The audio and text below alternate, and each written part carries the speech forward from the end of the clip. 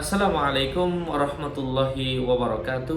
সম্মানিত প্রিয় উপস্থিতি, আজকের এই ভিডিওতে আমরা আলোচনা করব স্বপ্নে রক্ত দেখার তাবির কি, ব্যাখ্যা কি, আল্লামা ইমাম ইবনে সিরিন সহ অন্যান্য স্বপ্নের বিষয়ে অভিজ্ঞ আলেমগণ কি জানিয়েছেন। সাথে যুক্ত আছি আমি মুফতি জুবায়ের বিন ইমাম। আলোচনা বুঝতে সাথেই থাকবেন। যারা এখনও চ্যানেলটি সাবস্ক্রাইব করেনি, সাবস্ক্রাইব করতে ভুলবেন না। ভেরিফাই চ্যানেলের ডিসক্রিপশন বক্সে ক্লিক করলে পেজ এবং আইডি লিঙ্ক আসবে। এটা ছাড়া আলাদা অন্য কোনো পেজ নেই, আইডি নেই, ইমো নেই, হোয়াটসঅ্যাপ নেই, টিকটক নেই। নাম ছবি দেখে বিভ্রান্ত হওয়া যাবে না। প্রত্যেক ভিডিওতে আলাদা আমি সাবধান করি, সতর্ক করি। রক্ত স্বপ্নে দেখার অর্থ হচ্ছে হারাম সম্পদ অথবা গুনাহের আলামত।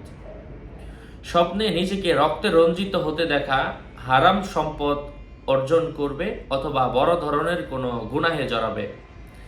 যে দেখে তার কাপড়ের রক্ত এবং কোথা থেকে লাগলো তা জানা না থাকে, তাহলে কেউ তার উপর হযরত ইউসুফ আলাইহিসসালামের ঘটনার ন্যায় ধারণাতীতভাবে মিথ্যা আরোপ করবে।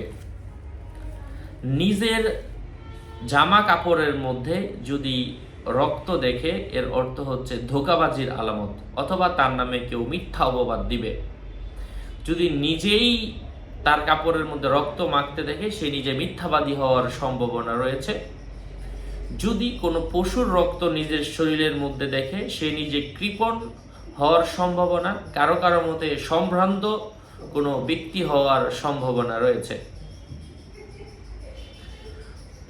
স্বপ্নে কোনো মানুষ যদি দেখে সে কোনো রক্তের সাগরে, রক্তের নদীতে, রক্তের ড্রামে, রক্তের হাউজে, রক্তের সমুদ্রে, যেটাই বলেন না কেন, বেশি রক্ত দেখতে পায়, বেশি রক্তের মধ্যে পড়ে গিয়েছে, সে হারাম উপায়ে সম্পদ উপার্জন করবে।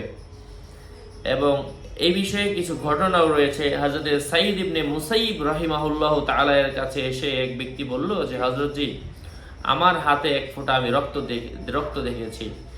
তখন আমি 2 হাত ধৌত করি, রক্ত দেখার পরে আমার হাত উজ্জ্বল হয়ে গেল। তখন তিনি বললেন, তুমি আল্লাহ তাআলাকে ভয় করো, তোমার সন্তানাদি থেকে তুমি বিচ্ছেদ হয়ে যাবে। তো ভবিষ্যতে তাই হয়েছিল যা তিনি বলেছিলেন। এবং এই ঘটনাকে সত্যায়িত করেছেন হযরত সুফিয়ান সাউরি রাহিমাহুল্লাহ তাআলা সহ এমন প্রখ্যাত আলেমগণ। যাই হোক, আরও আপডেট পেতে সাথেই থাকবেন। সকলের মঙ্গল এবং দীর্ঘায়ু কামনা করে এখানেই শেষ করছি। দেখা হবে অন্য কোনো এপিসোডে। আসসালামু আলাইকুম ওয়া রাহমাতুল্লাহি ওয়া বারাকাতুহু।